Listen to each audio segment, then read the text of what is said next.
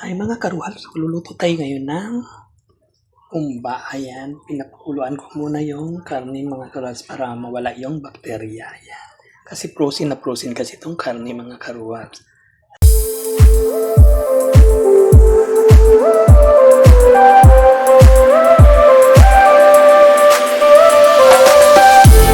Itong mga ingredients mga karuhal sa ating umba.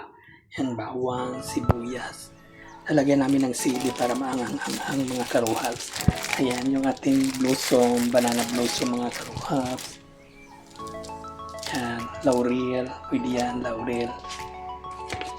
Ating uyo, at ang ating sukang sasa. Ayan mga karuhals. Magic sarap, pampasarap. Yan lang mga karuhals ang ating ingredients, ang ating humba na may sili. Nilaga ko muna mga karuhals para lumambot ang ating karne. Ayan. Karuhals. Sigisa na natin yung ating karne. Maglagay lang tayo ng kunting mantika.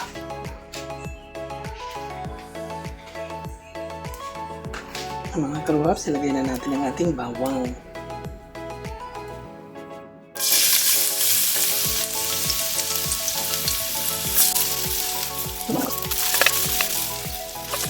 Sibuyas. Ayan. Magtira tayo ng sibuyas para pang-topping sa ating mamaya. Ang bilog-bilog. Topping natin sa ating humba. Humba. Ang baboy mga karuhals. Ito.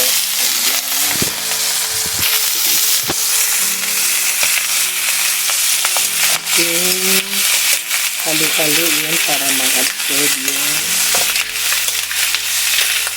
bawang at saka sibuyas. Saka natin lagyan ng tuyo at suka. Ng tuyo.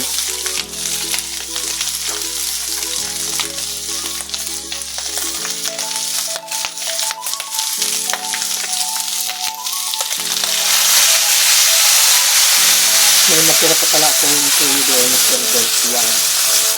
Saka yung bago kong gulong tuyo.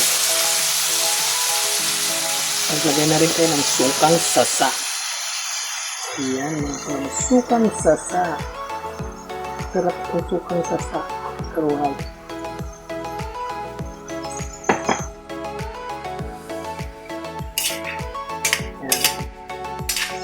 Mix lang natin mga karuhal para mag-absorb yung tuyo at suka.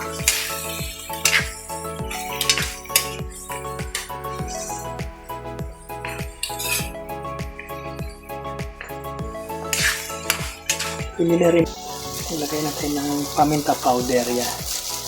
Mabusto na natin kasi wala na. Kunti na lang. Ito ang ating laurel ng karuhal. Para mabango. Mabango naman yun sa banana blossom, pero mas alam pabango itong laurel. Maglagay na rin tayo ng magic sarap mga karuhals para maglagay na tayo ng magic sarap para mag-absorb ang lasa. Ayan.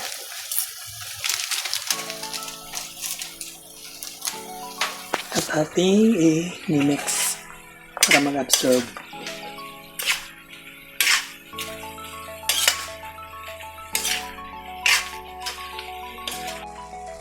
Ano muna natin to, takpan muna natin para na siya, mag-absorb yung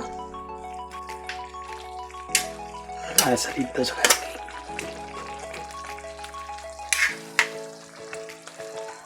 Takpan muna natin mga karuhals hanggang sa yan. Malapot yun.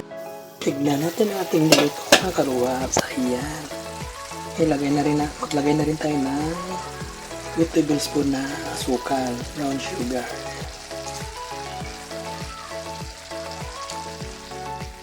Ayan mga karuhals. At mix natin mga karuhals para mag-absorb yung asukal.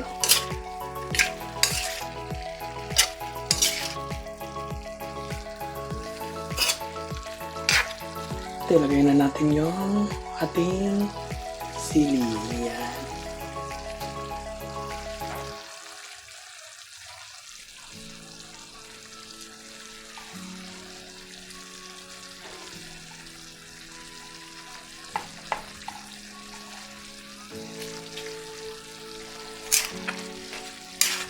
Ayan mga kalabs, maanghang yan. May tamis anghang. At ito na ang finished product natin na humba. Ayan, pork humba mga karwabs.